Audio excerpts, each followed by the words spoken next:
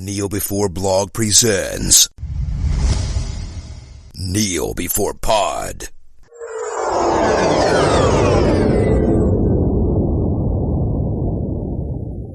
Hello and welcome to the latest in our Kneel Before Pod Flashcasts. We've had some news about Star Trek Discovery. I'm your host Craig, and me and Sandy are going to talk about it. Hello. How's it going? Not so bad, bit jet lag, but otherwise fine. Yeah, well, we're all kind of behind on this one. The news dropped like last week, but we're here to talk about it. We'll do what we can do. People have had time to digest it, and so have we. Actually, that might be a benefit because people will now they'll have a bit of an information of what they'll have read it, they'll have formed an opinion. Now we're going to give our opinion, and they're either going to be, oh, that's outrageous, or hey, no, I understand, no, they've got a point. Yeah. So Brian Fuller talked about a bunch of stuff that he's going to be doing with the series. Seems that suspicions of the setting being sometime before TOS or the original series were confirmed. Apparently it's 10 years before, so that makes it, 2255? Is that right? Something about that time, yep. Which is, 10 years before the original series, so you could have characters kicking about from the original series, but obviously younger versions of them probably have to be recast if they include them. Which Brian Fuller hasn't ruled out, apparently. We'll find out. I'm sure they'll find a way to do a little bit of fan service. They're going to have to do some sort of fan service. Yeah. There'll have to be some sort of links from the previous and, well, in terms of release, both previous things, but in terms of Enterprise and TOS, they're going to have to do something to acknowledge them both. Yeah, every Star Trek series in the past has had some kind of guest star in the pilot as well. Indeed. So who knows? Well, every spin-off one. The original series obviously didn't, but who knows? Maybe we'll see a very aged Admiral Archer. Yeah, or T'Pol, because everyone loves T'Pol. T'Pol is very possible, but as we know, Vulcans have do live quite some time. Yeah. Somewhere around 250 on average. Yeah. 250 years, so it's well within her time. Yeah. Actually, Archer would be impossible. According to his on-screen bio that was in A Mirror Darkly, he dies the day the Enterprise launched, or the day after the Enterprise launched. Okay, if they listen to that. Yeah. But 22. When was the Enterprise? Wasn't it 2160? 2160 something.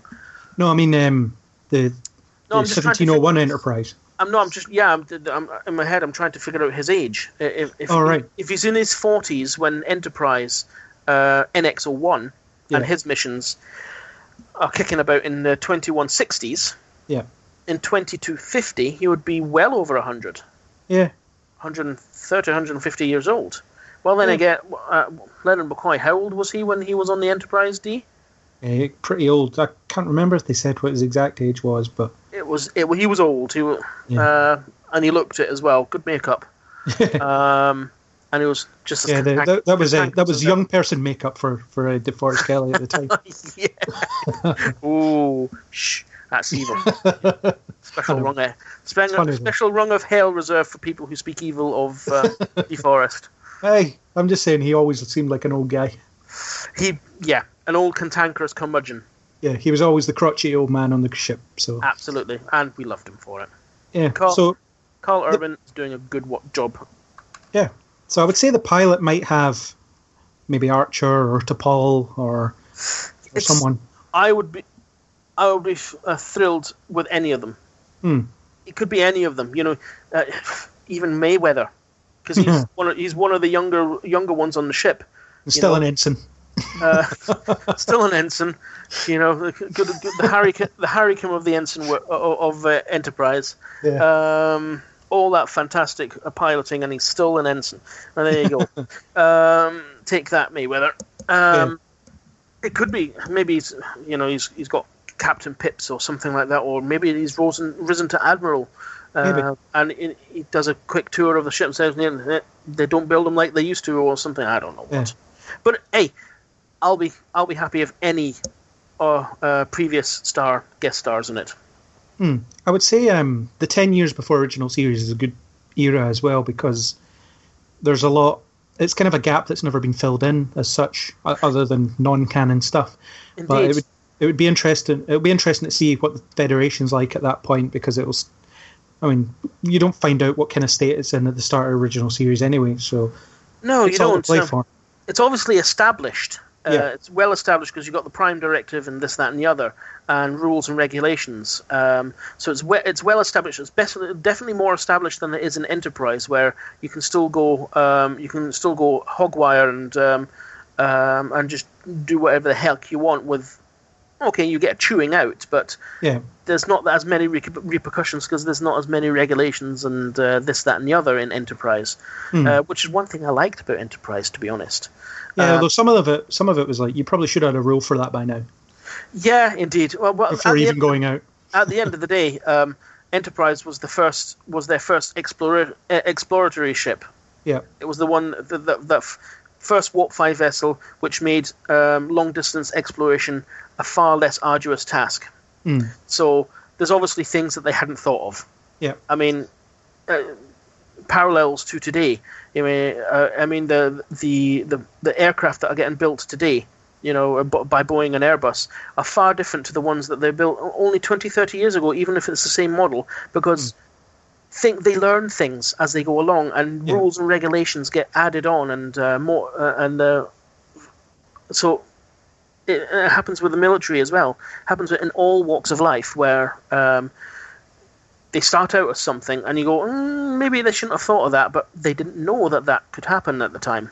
Yeah. So I'm guessing we'll see. There could be some references to Enterprise or what Archer did, and that's why we have this rule now, for example. I mean, they could drop things like that into conversation quite easily. They're saying, well, we've got the Prime Directive because Archer did this. Yeah. That's why we've got Prime Directive now, because they didn't have a Prime Directive in Enterprise. No. And there's good scope for everything is established, but they're still pioneering as well. Yeah, I like it. It's still pioneering. It's still a lot of unknown. There's who knows what. I'm excited for it. I really am excited to see what they come up with. Is it going to be nice and fresh, or is it going to be more? Well, it can't be more stifled than DS9 and Voyager and everything eventually got.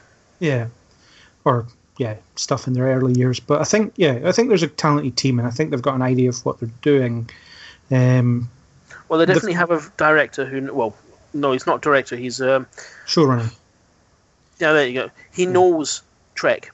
Mm-hmm. So I'm confident.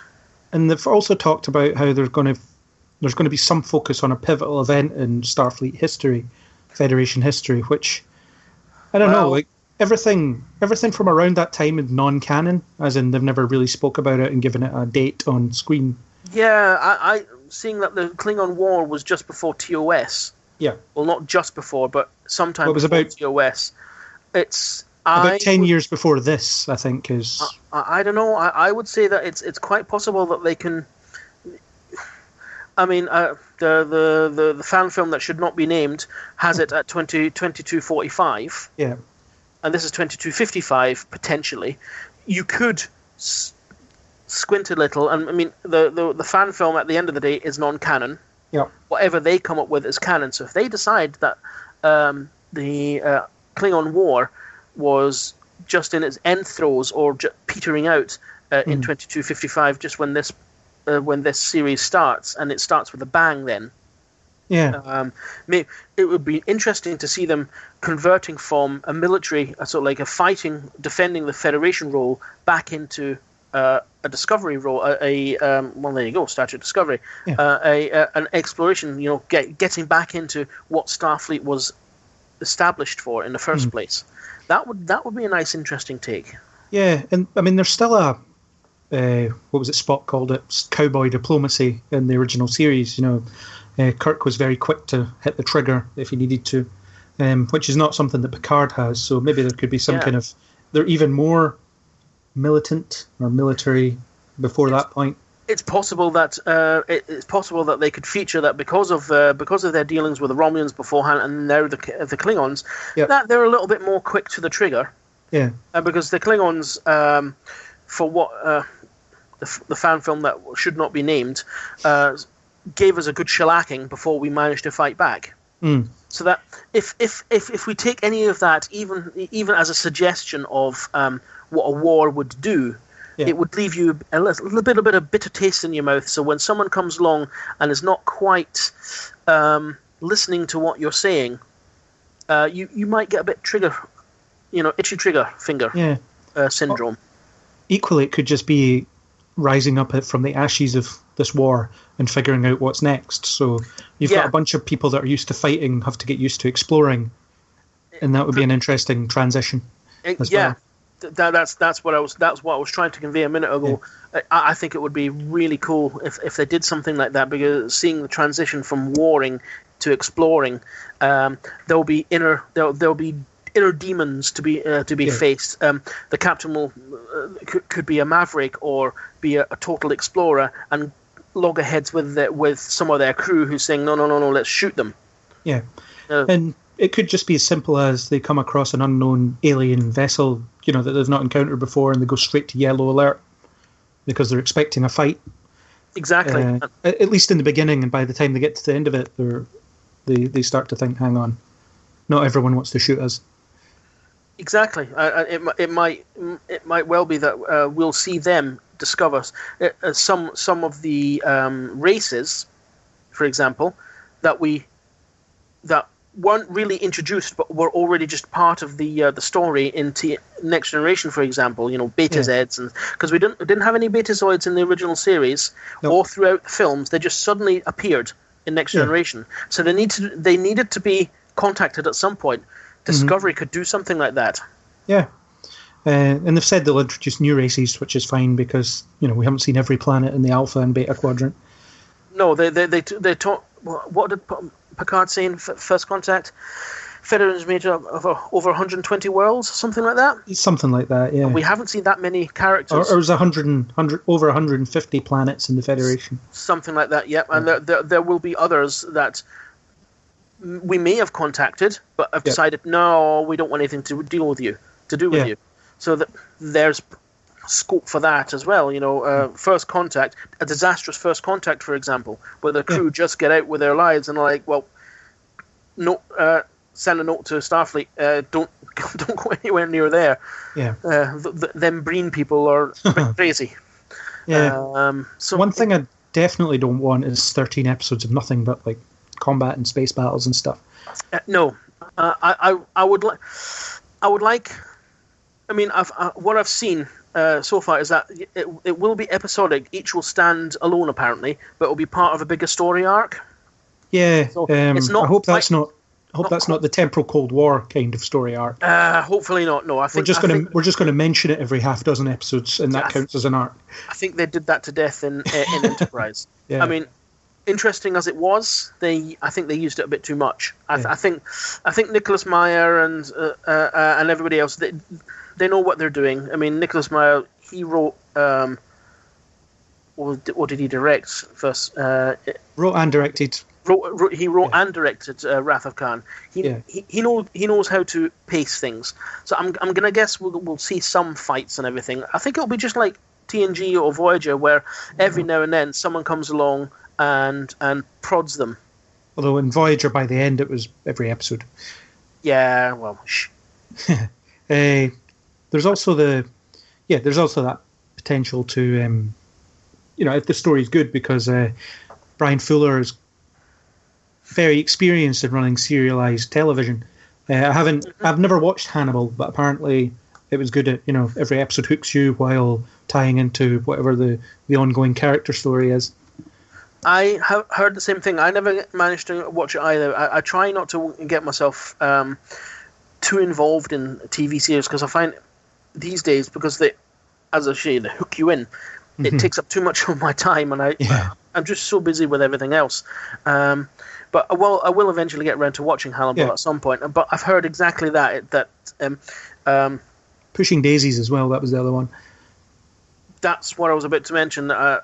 Pushing Daisies. It was on the tip of my tongue. So, I'm guessing it will be some light serialization with some kind of end game that happens. I think there'll be stuff intertwining, just like the name escapes me now. I want to say Flash. Well, yeah, Flash does that. It has an ongoing story, but every episode is its own little thing. Every episode is its own story, but there's not in every episode, but maybe sometimes in every other episode, there's just a little hint at what's going on. Yeah, Doctor Who. That's what I wanted to say. The newer Doctor Who, the Doctor Who reboot. Yeah. Once you saw little glimpses of this bad wolf and stuff like that and it really didn't make much sense until boom. Yeah. Revealed.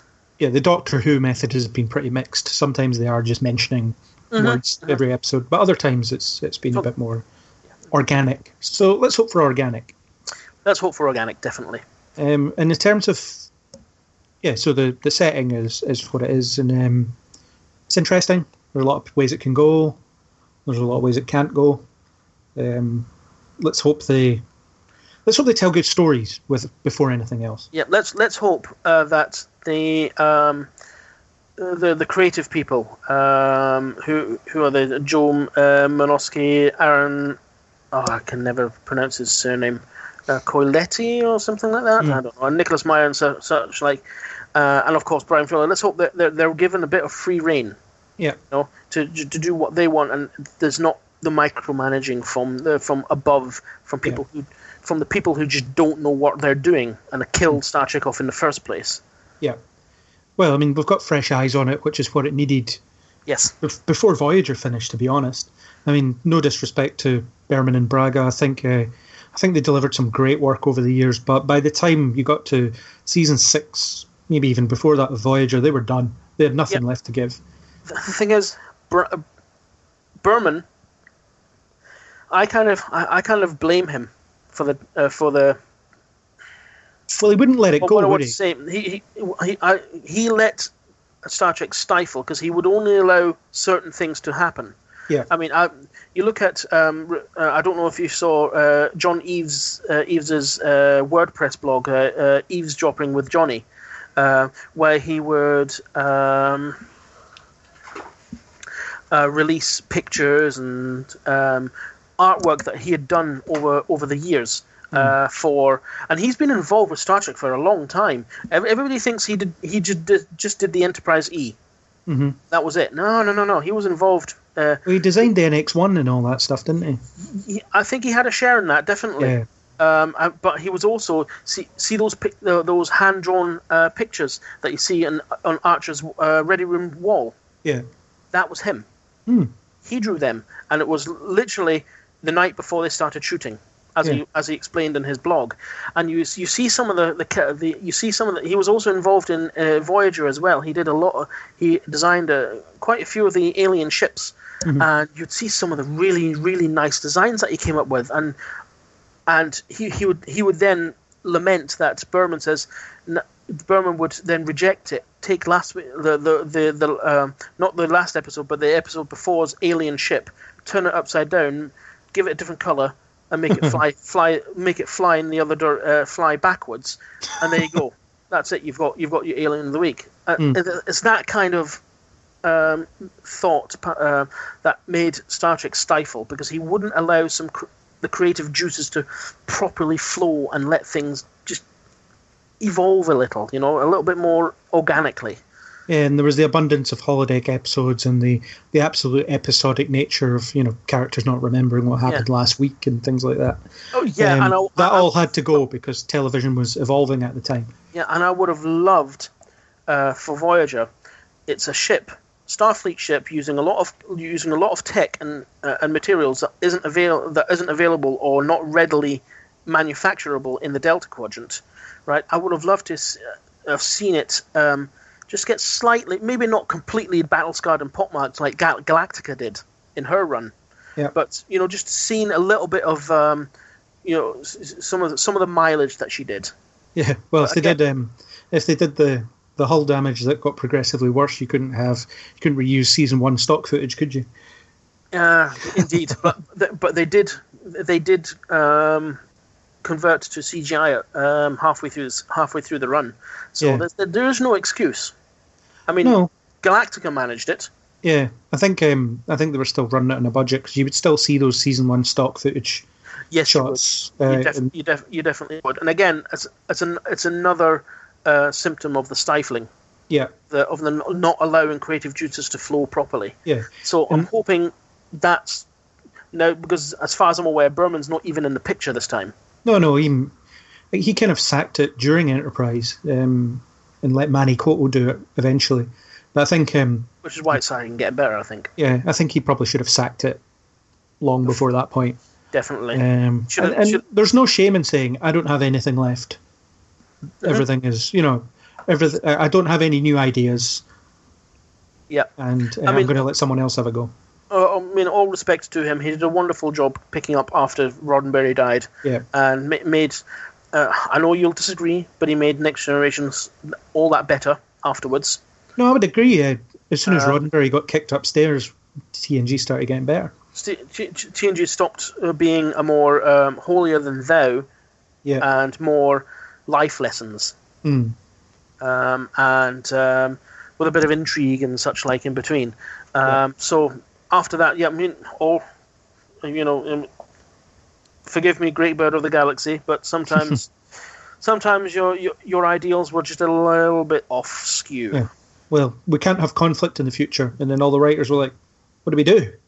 Exactly. There's going to be conflict. There might not be conflict between humans, between the Federation species, and there wasn't. Every now and then one person may have held a grudge. Now, people are still going to argue, though. They'll disagree and stuff like that, but that's not necessarily conflict.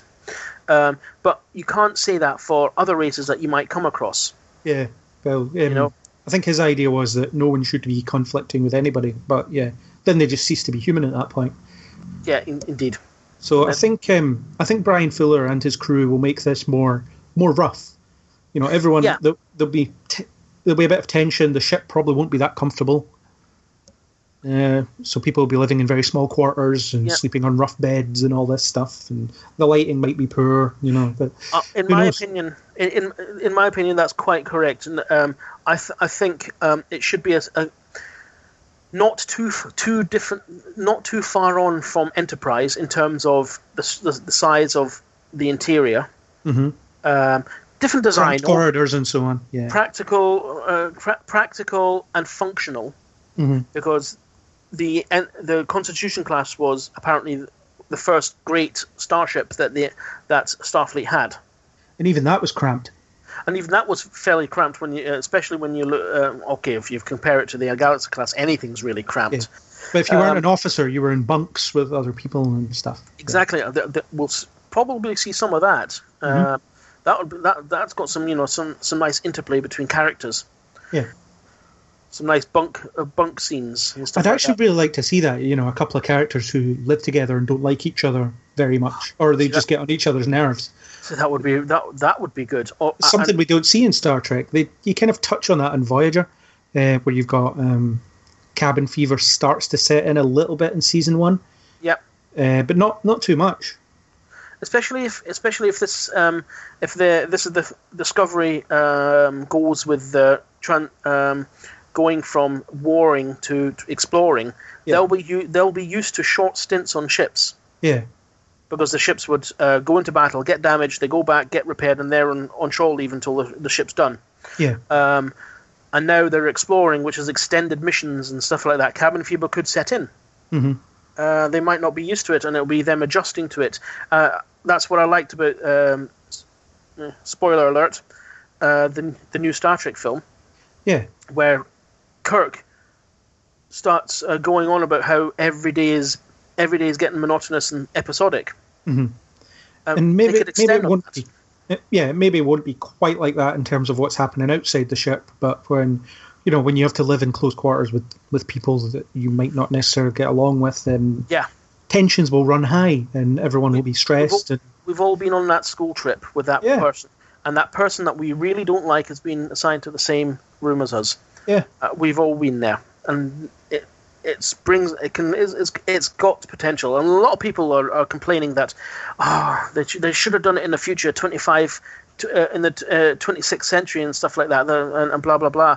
This has no scope, and when that's just completely wrong. There's so much scope, so much personal interplay, human interaction, human alien interaction, and development of these once warriors getting into an exploratory role and getting used to their surroundings, and like you say, trying to stave off cabin fever and not knowing what's around the next corner, because quite literally there's a big unknown out there. Yeah, and this, I mean, people talk about, if they said it in the 26th century, it would automatically be good, and that's not necessarily, because it's about the people that are involved and the people that the show is about. So the setting in itself is almost incidental. Yeah. All you would get out of setting something in the 26th century is you get a lot of 3D holograms, probably, instead of manipulating consoles. It would be 3D holograms that they wave their arms at, and they can't explode. Yeah. Well, hopefully not. But it all means nothing. It would just be glossy window dressing if your characters aren't there. Yep. So that's what it should be all about.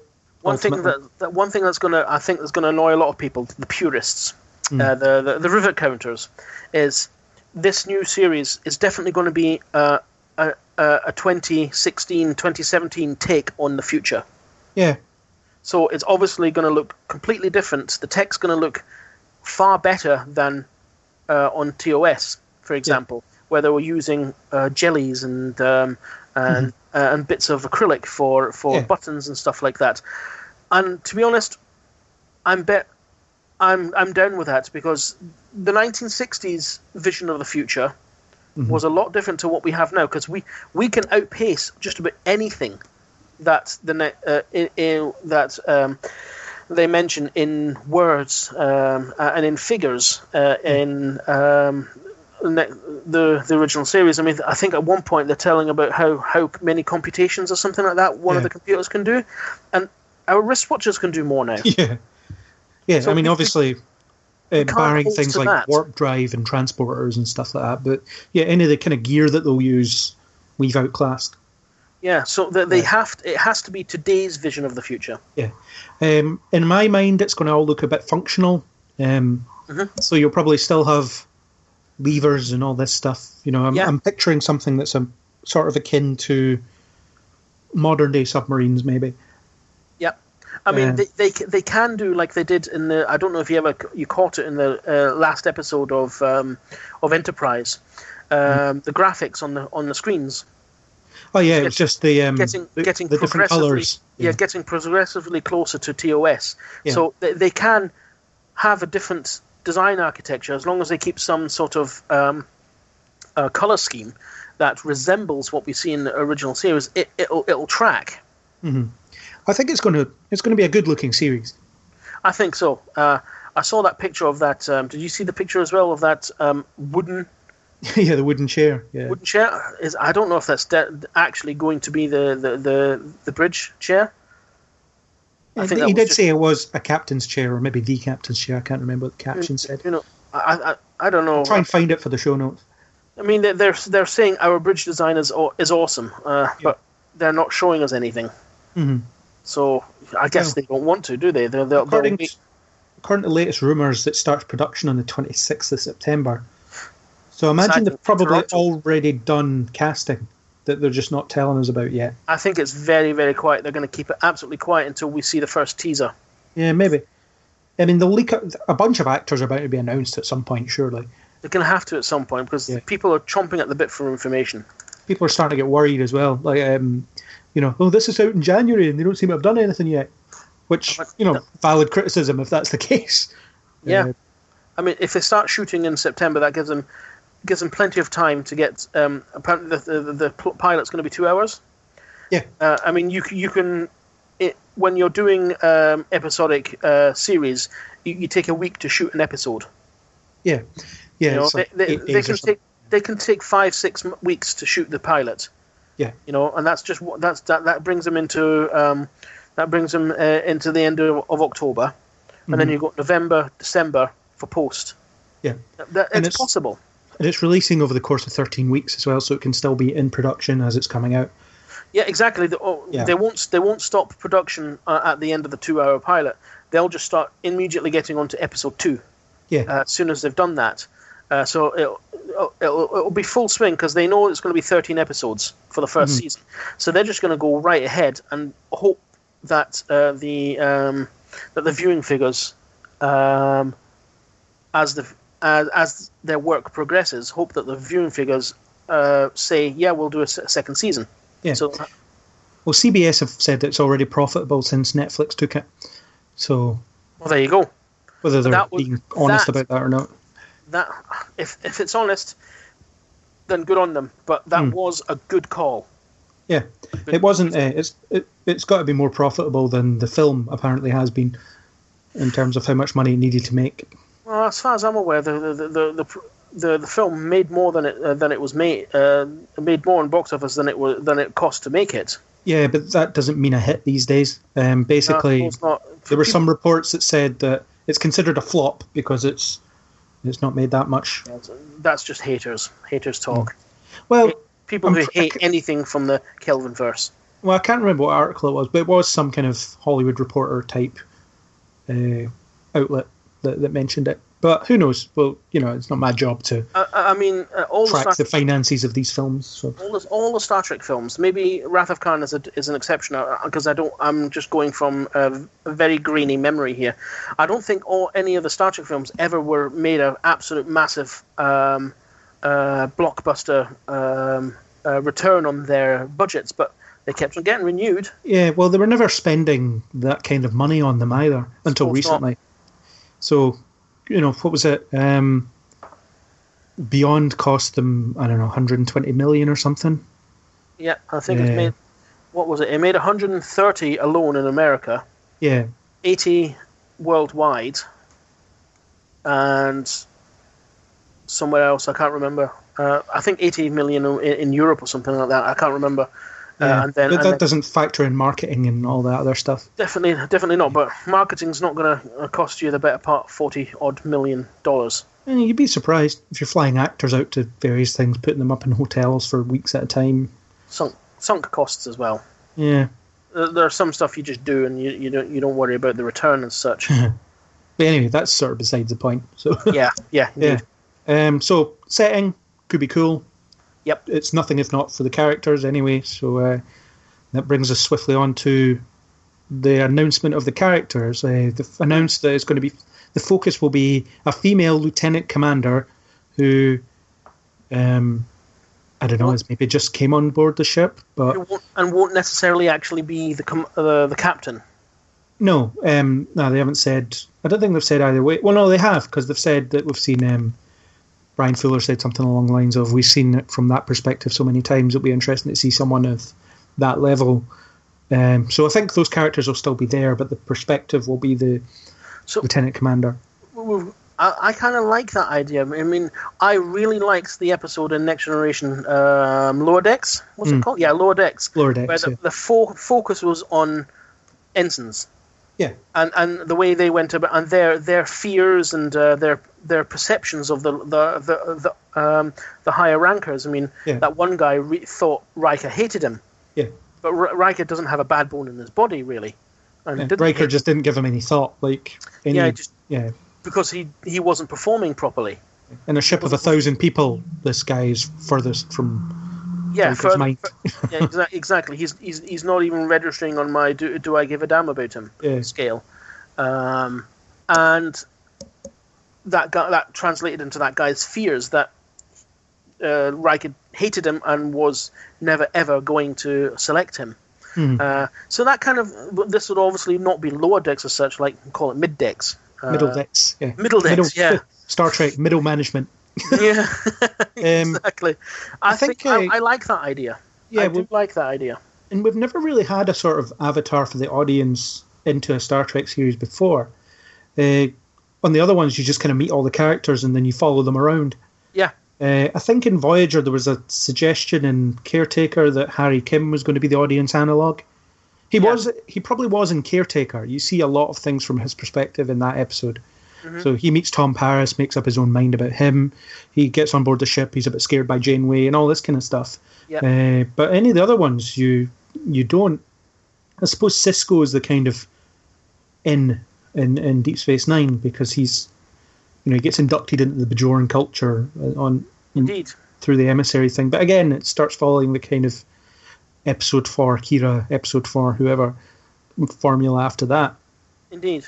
Next generation, you just get everybody. There's nothing wrong with that with that formula.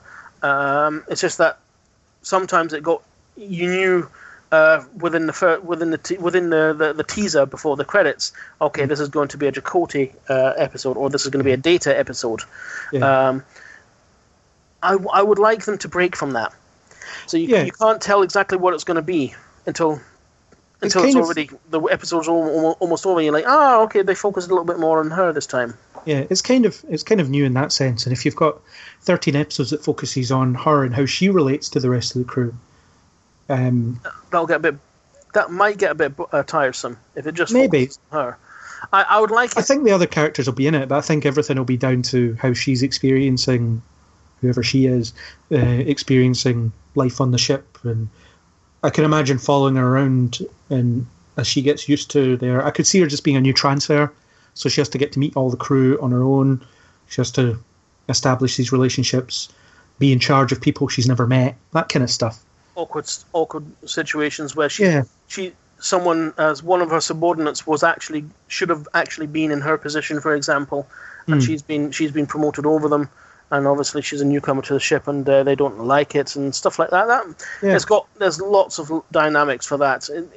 And not having always the captain beaming down onto a planet, but her. Mm-hmm. Yeah, because I imagine she'll be some kind of warrior woman of some sort. Who knows? She might be battle hardened, or she might be. It could be someone who she was a Renf, and she's now being put up right at the top. Yeah, I'm sure you know what a Renf is. Rear echelon mother. Pumper. Where in the rear with the gear. It could be that she had a desk job. Yeah. On Earth and hasn't really experienced space travel. Could be anything. Yeah. The possibilities are endless, and I find that exciting. It's not going to be your typical. Here's your bridge crew. Mm-hmm. These are the people that you're going to be following. Yeah. And it'll be an interesting. It'll definitely be an interesting dynamic just following one person more than anyone else, at least in the beginning, because it is something we haven't seen before in Star Trek, but it's sort of a modernization of the brand in some ways, because that's how a lot of TV is now, at least in its first season. You get to know one character above all, and then they start bleeding more through as seasons go on. I would like it to be more inclusive of others from the get-go. Yeah, a nice little interplay between characters from the get-go. Yeah. It would be good. That would be. I would prefer that over your traditional Star Trek series. But I would also like to see this kind of lack of they always have this family dynamic in Star Trek stuff, which is fine, especially later on. But I'd quite like to see the people making fun of their boss when they're not around. That's something I would love to see. We might see more of that, especially if this lead character isn't actually the captain of the ship. Yeah. We might see more of that because it'll focus more. It should, if she is the lead character and she isn't the commander of the vessel, then it will focus more on the lower levels. Mm-hmm. And we might actually have that. Here comes the battle axe now. Yeah. And stuff like that. Everybody, Sturm, the battle axe is coming. Yeah, and the function of middle management in a lot of places is to bed in what people above you tell you to do. So just say the first officer tells her to enforce something among her underlings that they are not going to like, and she doesn't like it either, and it's her job to enforce it because that's her job. That would be interesting as well, to see the kind of, I don't believe this either, but I have to convince these people that I believe in it, and how does she handle that as well? Exactly, don't shoot the messenger kind of thing. Yeah. So, again, that's quite modern because we see that kind of both sides, so to speak. Because we could also, again, in previous series, you don't see many people disagreeing with what Riker said to do. No, you could also have a little focus on the Dilbert principle, for example. Someone really isn't Dilbert in space. Yeah, Dilbert in space. Someone who's not really shouldn't be in that position gets that position, and they're all bitching about it, saying, "Well, no, that was definitely your job to be have." But no, he's the teacher, the captain's pet, and gave her an apple. Yeah. Well, you never see that. You never see Riker telling Geordi to do something, and Geordi's like, "What an idiot!" because yeah. I mean, I think the closest we get to that kind of thing is when Troy takes her commander's test. Yeah. And she really isn't liking how Riker's not helping her. Yeah. And then click. Yeah. Or there was that's the closest I think we get. Or Jellicoe. Yes, of course. You really did not like the idea how he came on board and instantly click. He wanted everything changed. Do this. And Riker was like, I think that's a stupid idea. And he's like, yeah, but you're going to do it anyway. So it's like, yeah, okay, fair enough. And that was it. And then at one point, Troy comes in and says, look, the crew are uneasy about this. Maybe give them time and everything. And then Jellicoe just tells them to SCFU and get on with it, or find another ship. Also, put on some clothes. Yeah, I like that. From then on, she did wear a uniform. Yeah. That was nice continuity. Yeah. From then on, she always wore a uniform. Apart from a bit more of that, it'll make it feel real as well. Mm-hmm. A bit more real if you get characters sitting around at lunch. As long as they don't bitching about their commanding officer. As long as they don't do an office in space. No, nothing like that. But it'd be good to see some of that. Yeah, exactly. It would be great to see these like modern sensibilities and modern day problems in as employees. Yeah. When the employer does something that they really don't like, they're bitching about it and stuff like that. And there's always that one who will come in and say, "Look, if you don't like it, get the heck off this ship." Yeah. And they'll not be liked by the others and stuff like that. Yep. Could all happen. And it was also said that there will be 7 diverse lead characters, which I presume includes this female character. Don't know what that means. Diverse leads. I don't know. 7 is your average, isn't it? You mean? Well, 7 is like other than Deep Space Nine, it's been your crew of 7 more or less. Yeah, indeed, and they're the only ones you see mostly throughout the. I mean, there's on the Next Generation. There's a ship of 1,000 people. Yeah. You see the same 6 or 7 people all the time. Yeah. Every now and then, someone else trots in and interview for a moment. Yeah, a little side character here and there. Exactly. So it would be not. Hopefully, what they mean is that those are 7. Yeah, obviously 7 lead characters, but not necessarily the people who the series will focus on as such. Yeah. I've also heard that there'll be more aliens on the crew than previous series. Yeah, which doesn't quite track with original series because the suggestion is that Spock being an alien on the Enterprise is quite a rare thing in Starfleet at that point. Well, I don't know, because later on in the series, they make mention of an entirely Vulcan crewed ship. Yeah, that's true. And so I don't know. Maybe it was he was one of the first Vulcans. Yeah. I don't know. Maybe that's what they meant by that.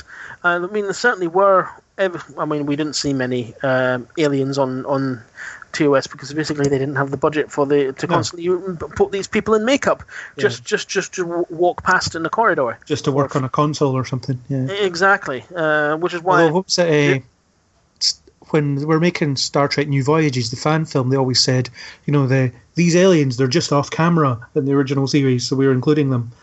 Yeah. Yeah. So I don't know. I can't remember how explicitly they mentioned how prolific multi-race crews are in the original series, but it's something that could and should be retconned, I would say. I mean, yeah, indeed. I mean, especially going back to if it's just after a war. Yeah, you'll be crewing ships with whatever you've got. Yeah, I don't really want the 6 whoever with the token alien sort of dynamic. Maybe 3 of them are aliens. Yeah, for example, that would be cool because that would also track with, well, look, we're just crewing ships with whatever we've got to hand now. Yeah. These guys are qualified, and you go. Yeah, so it's possible there'll be an Andorian in there. An Andorian would be nice because And see, there's a perfect opportunity for Jeffrey Combs to get another job. Yeah, he was they never established awesome at Strand. Yeah, they never established how long Andorians live, so why not? It's quite possible. I mean, it wouldn't be too un-Star Trekky to have aliens that live a long time. Yeah. I mean, Klingons, Vulcans, all live much longer than humans. Mm-hmm. So it's possible. So that's possible. Yeah. I think the 7 diverse leads doesn't outwardly mean anything on its own. No. I think they're not just telling us much. They're just saying that because, this show will have diversity, but it doesn't necessarily mean that that's going to be good. Is it going to be every colour of the rainbow across the cast? Are you going to have someone who's black, someone who's Asian, someone who's an alien, someone who's an alien Asian, that kind of stuff. I think you have the characters have to be right, and they have to the race doesn't need to be who they are. I think cast properly. I'm just thinking if it's meant to be set in prime timeline 10 years before Kirk gets the Enterprise. Kirk wasn't the first Enterprise captain. First you had Robert April, who commanded her for a 5-year mission, and then Pike, I was reading, actually had her for 10 years. So if the Enterprise launches in 2240, was it 46? 45? Something like that. You're talking 15 years after that. So let's say 2245. She launches 2245. 15 years after 2245 is when Kirk would take. So that does track. It would still be 2250. 2250, 2255, yeah. Interesting. Yeah. I think, the Star Trek gives the Enterprise launch date as 2245. According to Memory Alpha, for the 1701. So, which means she's 15 years old when Kirk takes command. Yeah, and which kind of tracks because where is it Star Trek 3? He's told she's 35 years old. She's had her day. No, the Commander Starfleet, as he is known, says the Enterprise is 20 years old. It ain't. I'm sure he says 30 years. No, it's 20. He says 20.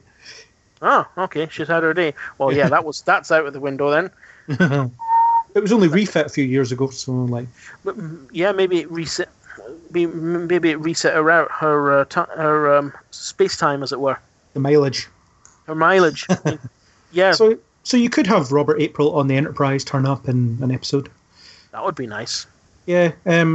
Don't necessarily need to do that as such. Doesn't necessarily need to do that. If they can make it fit, and it's not forced, then that would be cool. Yeah, and I'm very interested to see what characters they'll come up with for the show itself. It has been mentioned there will be a gay character, which is, while a good step forward, it's kind of what are you going to do with this gay character? Why do they need to have any sexual preference advertised as such? Yeah. Well, I mean, it's so they can appear inclusive, and I think that it says a lot more about how society is right now that you have to announce something like that. Yeah, you don't. In my opinion, you don't need to. Yeah. I mean, they did. Spoiler alert again. Awooga. They subtly hinted at it in Beyond, but it wasn't. It wasn't smacked you in the face. He is gay. Watch him be gay. It was nice and subtly done. Yeah, I mean, you mentioned the Flash earlier. The way they did Barry's boss, the Captain Singh, I think his name is. There's just one episode where he talks about, my boyfriend, and it's just that's it, and it's just thrown in. Yeah, and then every now and again he refers to this relationship he's in with someone else, but it's not like, look at this, we've got a gay character, but it's not one of the main characters, but still, it's just kind of, it's just a haphazard mention, as if someone said, my girlfriend. Yeah, the worst thing they can do is have it something like David Thomas, only gay in the village. Yeah, the only gay in the Federation. He comes in wearing ultra tight spandex costume. Yeah, no, that's usually reserved for someone like DePaul. I wasn't complaining. Look at this. she's attractive. Boom! I mean, there's no secret to the fact that viewing figures for Voyager picked up after 7 of 9 arrived. Yeah, but I thought it was really uncomfortable. Like, if you want to have an attractive character on the show, then fine, but don't like dress them in skin tight outfits, because that's just too on the nose. And then you've got, what reason have they got to wear skin tight outfits? Yeah, exactly. In general, I mean, look at the Next Generation; it was all spandex. Well, I mean, if you look at look at T'Pol, for instance. You know, she was a Vulcan officer, and every time you see other Vulcan officers, they're in kind of loose-fitting robes and stuff, or just duty uniforms. You know, Chinese robes, basically. You know, and or modest uniforms. Yeah, you're quite correct. But no, there goes T'Pol. It's to show off the inny-outy bits for the fans. Yeah, that's what it is. It said a lot about what the production team at the time thought of the emotional age of anybody watching. Yep. Which is quite insulting when you look at it like that, you know. It is. I mean, I've never understood why women always have to be scantily clad. Yeah. And I suppose they did that with Deanna Troi as well. Yeah, they modestly. I mean... well, it wasn't, her jumpsuit wasn't quite so modest. But. No, there were times. Yeah, once she started wearing a uniform, it was tight. Actually, no. Even her counselor stuff was tight. Yeah. Yeah. No, you're quite right. Yeah. So none of that. Let's have equality in that sense. There's also that gym scene. Mm-hmm. Remember when she's with Dr. Crusher? Yeah. And they're both wearing gym clothing. Yeah, no, so much offence going on. I'm offended. I mean, I think if they're doing a female lead, they'll have to make her a character rather than look at her, she's the woman. You know. I mean, look at today's military and today's this, that, and the other. They wear the same stuff that their male colleagues wear. Same uniform, same this. Sometimes it's. I mean. Only when it comes to a dress uniform, for example, is it usually cut slightly differently. But other than that, your day-to-day, bog standard stuff. I mean, T'Pol should have been wearing overalls in the later season because she became Starfleet. Yes, she should have been wearing an Enterprise jumpsuit. Yeah, instead of her cat suit with science colours on it. Yeah, but I and that was the thing when she resigned from the Vulcan High Command. She was wearing like some random cat suit. It was just like. What is this? What you wear normal? Is this your casual clothes? Well, she did seem uptight at times, so maybe not. Yeah. But yeah, I do think we'll probably still see a little bit of that. Although if you look at the Cage and Where No Man Has Gone Before, women were in the sort of they were all kind of the gold duty uniforms at the time, weren't they? Yeah, they were all in gold. So, but you had like number one wearing trousers. In the Cage, it wasn't until apparently that was changed because that you can't do that. Yeah, it wasn't until you can have a black woman. You can have a black woman on the bridge, but you can't have a woman wearing pants. No. It wasn't until the series went into production you got the more colourful uniforms with the short skirts and stuff. And I quite like the idea of it's a personal choice for different crew members. Yeah. So you could have. Someone wants to wear a dress if they want. That's fine. I like that idea. Yeah. Although in Next Generation you saw some of the male extras wearing the dresses in earlier episodes. Yeah. Which was like, okay, choice. That's disturbing. That's his. I mean that's so close cut you can almost see his dingleberries. And it was so I don't know. In terms of the uniform aesthetic, actually, it could be interesting. Is it just going to be the Cage uniforms? I mean, they're a bit bland, but who knows? Or my guess is some kind of in between. Just like Enterprise, it'll be something that we hadn't seen before. Yeah, because there's a massive gap. Where we have no established uniform criteria. Yeah, well, I mean, the Cage uniforms look functional, at least. They certainly do, and it might be something maybe hinting towards that, if they want to, or they might just go a completely different thing, saying, "Well, there's enough of a time difference between our series and the original pilot and stuff like that it could be a completely different uniform." Yeah, or maybe something resembling the Kelvin uniforms. That would be cool. Very, very cool. Little hints. It's kind of just before that. Little hints of Bob Blackman's design cues in the Kelvin uniforms. That was quite cool. Well, in fact, it's around about that time, isn't it? It is actually. Now that you mention that, that's actually you're quite correct. I mean, hang on a second. When was Kirk born? Oh, God. Hang on. Quick Google. I mean, 2233. Okay, so it's well after that then. Yeah, so they could go with an adaptation of what we see in the movies. Yeah, and still be canon. Yeah. So yeah. But then again, the movies is Kelvinverse, so, and this is Prime Universe, so. Although the Kelvin's in the Prime Universe until they encounter the black hole, so. Indeed, so yeah, they might continue with the Kelvin costumes, but my guess is it will be something completely new because Paramount have to have them lying around, right? Well, yeah, definitely, but you can't have your main crew using hand-me-downs from a film. They would have to remake them.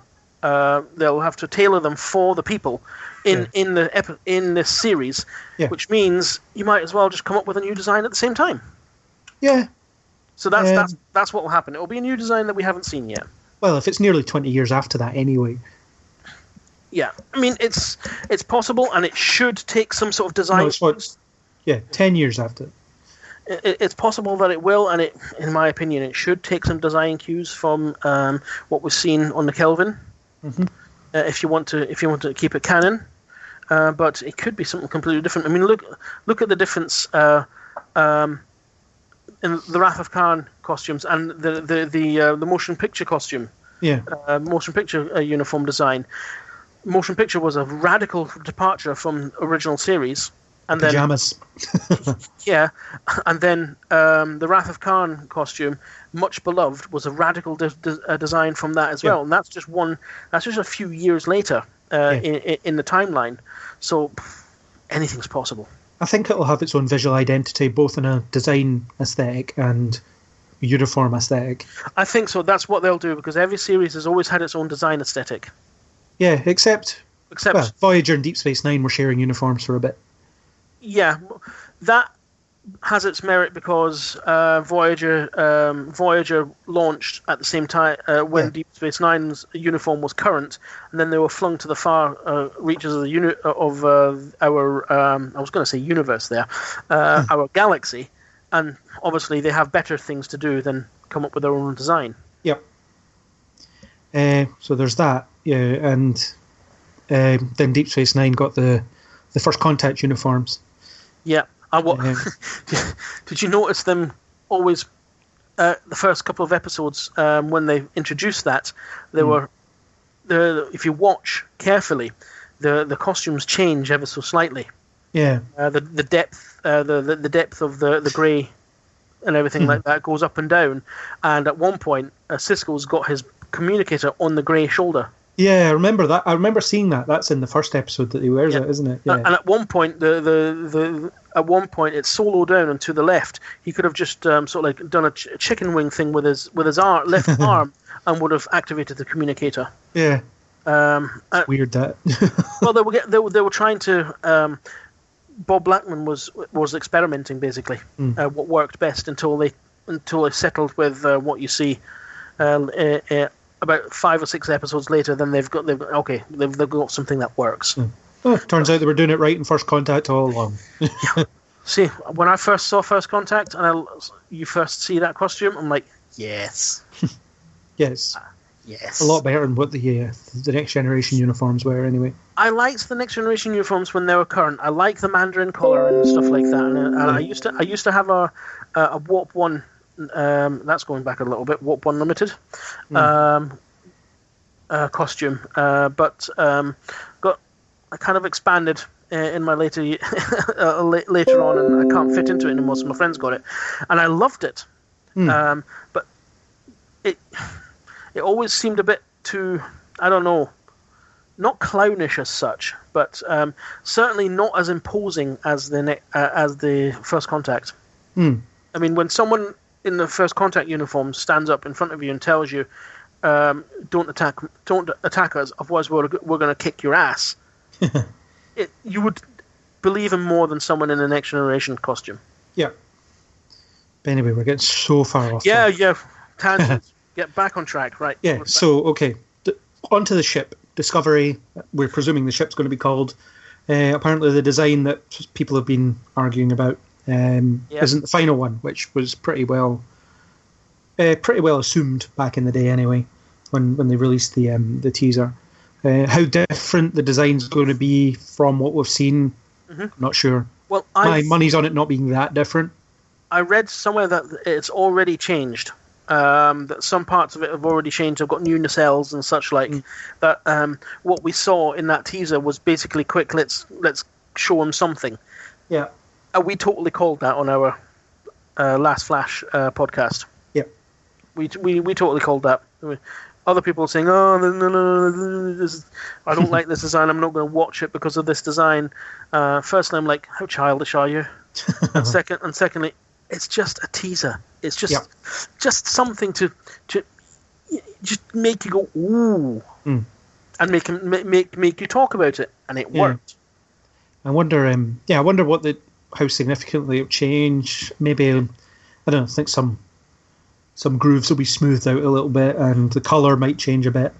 I think, it's got a possibility of completely radically changing. Possibly, yeah. I don't think they'll stray too far from what they've shown us, though.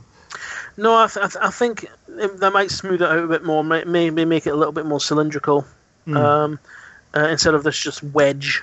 Yeah. Because I can see what people are saying, that it looks like D5 main hull turned upside down. I think it just I personally think it looks a little bit awkward.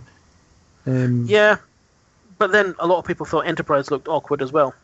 Yeah, it's probably the first ship design I've seen that I haven't been, apart from the J.J. Abrams Enterprise, that I haven't been enthusiastic about. I liked some aspects of it. Yeah, I remember when I first saw the Defiant, for instance, I was like, that is cool. And Voyager, it just looks like a baby Galaxy class. Does it? A little bit, I would say, yeah. I think you're off the beaten track there. Looks nothing like. It has nothing in common with a Galaxy class apart from the fact that it's got a saucer. Well, the deflector dish is similar-ish in the fact that it lights up blue. Yeah.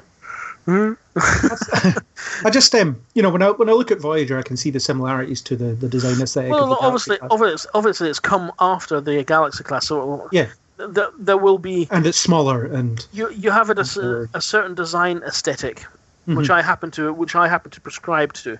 See all these people that bring out these weird and fancy designs, which look like Alien of the Week, and all they've made an Alien of the Week design, and they've just put USS something on it, and they think, yeah, that makes it a Starfleet ship now. Yeah. No. Well, I remember reading the stuff by the guy, I forget his name, who designed the Romulan Warbird. And he talked about how he'd never done Star Trek before, but he was looking at the aesthetic, and everything has two engines, pointed in the same direction, or multiples of two engines. Gene Roddenberry always said the nacelles have to be in evens, even Stevens. So 2 or 4 or 6, but not 1 and not 3, which is why I don't like the All Good Things Enterprise. I really Kelvin only has 1. Yeah, I don't like it either. Yeah. It's just it looks awkward and unbalanced. Yeah, so as far as this designer was concerned, every ship in the Star Trek universe had to follow a certain group of rules. Yeah. And the kind of binary functioning engine kind of thing was one of them. And I can't remember what some of the other rules they established was. But, ever since the 1701 Enterprise, they've followed a similar aesthetic of the... apart from the NX-1, they've had the saucer, the star drive, and 2 nacelles. Yeah.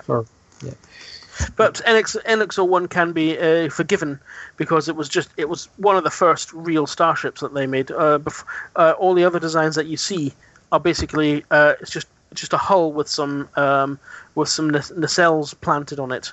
Yeah. So the NX-01 was there for. I mean, the whole reason for the saucer apparently is good structural stability and lots of internal space, which is what you need when you're going to be setting out on a long mission. Yes. Also, Cochrane saw it in the telescope. That can be retconned as well. Yep. I'm going to steal that design because I've seen it and I know it works. Yep. So and your memory plays tricks on you, and he might have forgotten the fact that it's got a secondary hull. Yeah, well, he saw it in space as well, but I think the whole saucer nacelle design was something that he. That would have been the standout. It's got a saucer. It's got a circular, mostly circular front end, and it's got these nacelles sticking out. If voila, NX class. Yeah, I wonder if we'll see any NX class refits kicking about. That would be cool. Yeah, especially the Doug Drexler designed. Because I liked that. A lot of people saying it's ugly. It looks an afterthought. They don't get it. It is an afterthought.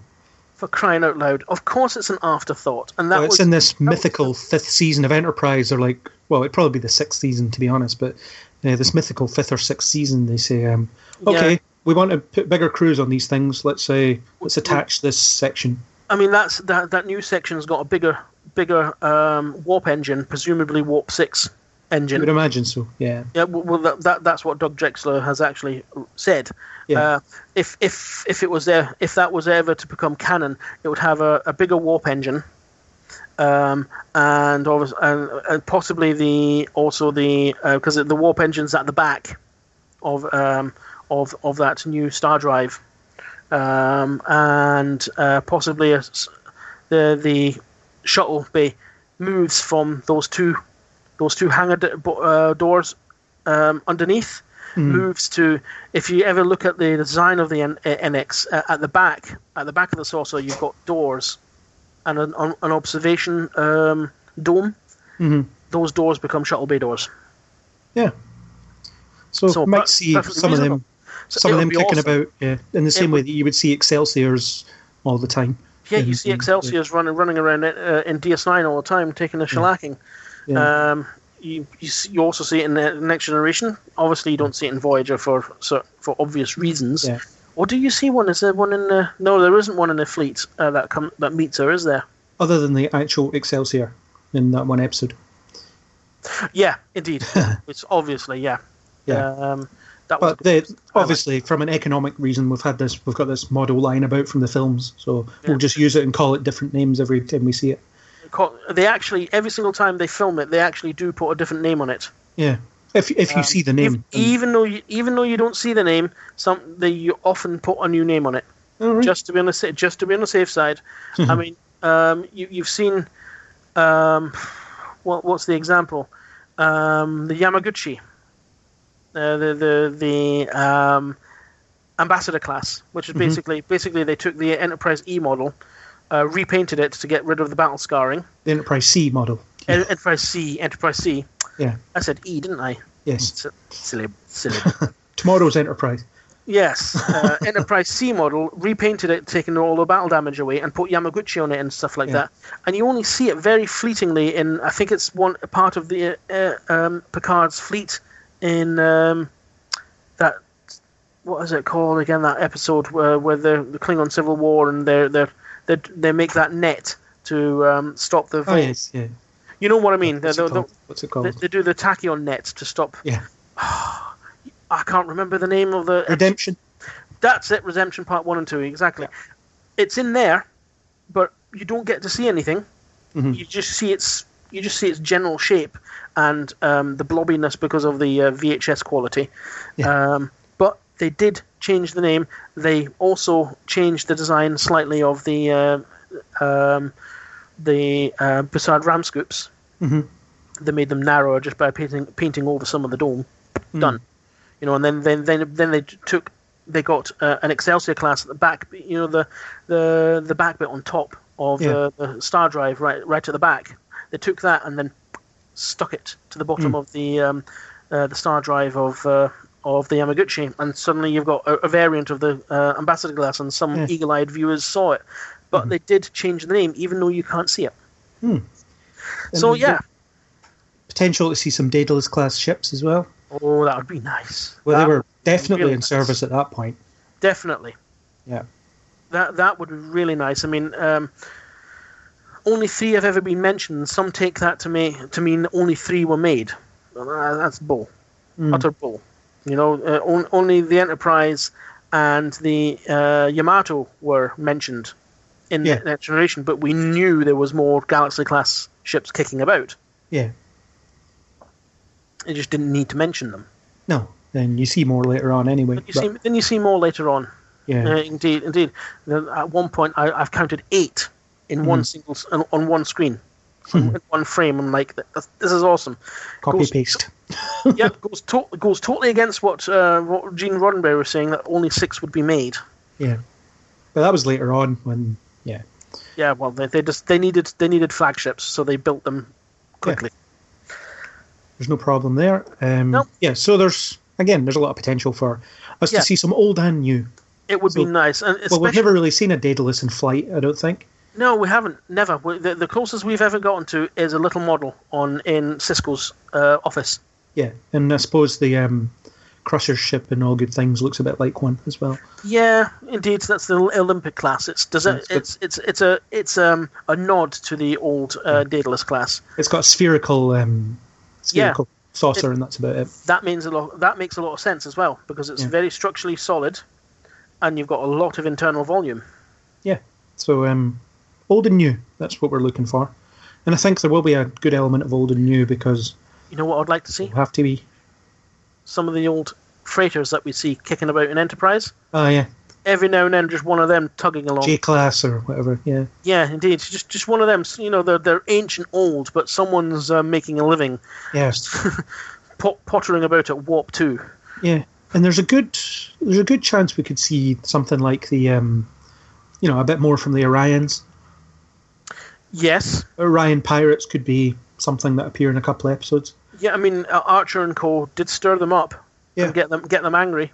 Yeah, and there's all sorts of chat about the Orion Syndicate at that time, so indeed, why not? I mean, who knows? Anything's possible, and that would be really nice, having the Orions more or less your alien of the week.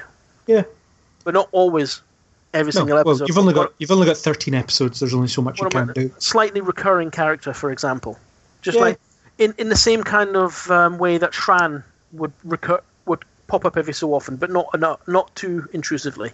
Yeah, you could even have this whole more gung-ho approach. You know, the captain has contacts in the Orion Syndicate because needed them during wartime. Yeah, definitely. For instance, the Orion Syndicate was able to get the captain information or technology or this, that, and the other that she needed. Fresh load of photon torpedoes when they ran out, something like that. Yeah, something like that. It could be. I mean, you'll also have. I mean, it's obvious the Klingons will have to come in at some point. Yes. Because this is the time when the Klingons are. If you can get away with it, you can shoot at them. Yeah. Time. Before the Organian peace treaty that made their consoles run hot. Yeah. Oh. See, they could also introduce that as well. Well, that's not till a bit later, but certainly the Klingons could be about. And will they have ridges or will they not, or will they be a mix? I liked how Enterprise retconned why some of the Klingons, all the Klingons in original series were human-like, foreheads. I liked how they retconned that, so you could have a mixture of both. I don't know. For me, it's a mystery that doesn't need solved or never needed solved. I thought Worf's answer of "we do not discuss it with outsiders" was fine. Yeah, fair enough, but it did make interesting episodes. I did like it. The episodes themselves were fine. I just, it's one of those. I didn't need to know the answer to that because they had to explain why the Klingons had ridges. Yeah. From the get-go, because obviously in the very Broken Bow? Yeah. In the very first episode of Enterprise, you got a Klingon there who's got ridges. And several other episodes after that. Quite pronounced. So they had to explain at some point, otherwise people were going to start getting really, really annoyed about it. Not necessarily. I remember there was some of the early chat about trials and tribulations. you had an idea that when they went back in time, Worf would suddenly be ridgeless and no one would notice. That would have been funny. It would have been hilarious. It would have just been like, why is no one noticing this? That would have been funny, actually. Yeah, instead they went with the whole we don't talk about it. So it acknowledges that something happened. Yeah, indeed. It doesn't say what that thing was. I thought it was nice. It just fitted. It didn't seem too forced. Yeah. But who knows? I mean, I think we should probably start wrapping this up because we've been on about this for over an hour. Yeah. Is anybody still listening? Who knows? Well, who knows? Yeah, this one listener, he gave up half an hour ago. Yep. So, I guess as a quick summary, the setting could be interesting, but the setting is nothing without the characters. No objections to having a diverse cast with gay characters in inverted commas. As long as these are characters and not tokens. I like another thing. The more aliens in the crew aspect could bring is more conflict or tension between them as the aliens used to their way of doing things are getting used to the Starfleet way of things and stuff like that. A little bit like we had with the Maquis in Voyager, just a little bit less whiny. Half a season. Yeah. So yeah, there's lots of potential. I'm excited. I can't wait to see more. I can't wait to see some Star Trek again on television. Trek. Yeah. It's fresh Star Trek. It looks like it's going to be proper Star Trek. I am really, really looking. I'm stoked for this. And anybody who's already saying I'm not going to see it because of this, because of that, get a grip. It's Star Trek. Be happy. I mean, we might watch it and it will suck. There's every chance that could happen. But as it sits, but until you see it, don't judge it. Just wait until you can see it. As it sits, what I've heard so far, I'm encouraged about. I think there's a lot of good ideas in there, a lot of things that could happen. And exactly, there's certainly nothing that I have seen so far that makes me go, no. Yeah. And so far, it's all like, oh, that's interesting. So I imagine there'll be more pictures released, some casting. I hope so. Some indications of who this is going to follow. Maybe we'll start seeing hints of the. I bet that soon we'll start seeing character images in their costumes. Yeah. Because we saw that with Enterprise. Yeah. Slowly, they started showing publicity photos of the cast in their costumes as their characters. Yep. So it makes sense that we'll see that with this one as well. And who knows when? It's gonna have to be soon. I'd say somewhere around the October time. Once they've finished at least once they've finished filming the pilot. Or maybe they'll announce something on the 50th anniversary itself. That would be clever. Yes. Would be very clever. Some kind of announcement. Here's a picture of the crew. And then we'll have a picture of the ship. Then we'll have even more to talk about in our upcoming podcast. In our upcoming very long flashcasts. Shameful pun, shameful plug. And I made it exactly one podcast before having to come back and talk about Star Trek. Well, it's I didn't plan it this way, but it has become a Star Trek podcast already. And I dare say once the 50th is over with, there'll be more diverse topics. Yes. But yeah, if you like Star Trek, then we like Star Trek. So listen, we will talk about it a lot. Yep. If you want Especially when Discovery's on. You know, I'll be writing reviews every week. And there'll probably be some chats about we could do weekly what did you think of that pods? Weekly disco casts. Disco cat, oh I like that. Yeah. There we go. We could even have a disco music. That's going too far. Yeah. Like, strained that analogy. Yeah, and if Brian Fuller's listening, I imagine he's not, but welcome on anytime. Woohoo! So I think we should wrap this up and get on with our lives until the next Star Trek news, and then we'll have no life again. Yep. So such as it is. So yeah, it's that old analogy of that old saying back in that episode of Next Generation with the Barry on sweep, Starship Mine. There it is. Where Riker says, "How long can two people talk about nothing?" The answer is this podcast. Yep. We now have the answer. Yeah. We should get that guy on, that commander guy. We could talk about nothing for hours. No, it's not. Because that's us. Yep. So yeah. Two geeks just waffling away. Yeah. So thanks for joining me on this journey through the half a dozen pieces of information we have. Yeah, welcome. I mean, we're still not as long as Trek Yard's managed. No, well, not yet. And anybody who's listening before we record the special 50th anniversary podcast, and that's coming up with maybe one or two special guests, probably one. So stay tuned for that, or listen to it if it's after we've made it. It's going to be a hoot. It's going to be great. Anyway. Get some popcorn and get your favourite beverage ready. It's going to be a long one. Yes, it is. Break up into chunks. Listen to it. Pause it. Love it. I don't know. Love it. Hate it. Whatever. Yeah. As long as you listen to it. So yeah, we shall sign off, I guess. Yes. I better get going. Anyway, as always, live long and prosper. Peace and long life. Goodbye all. Goodbye.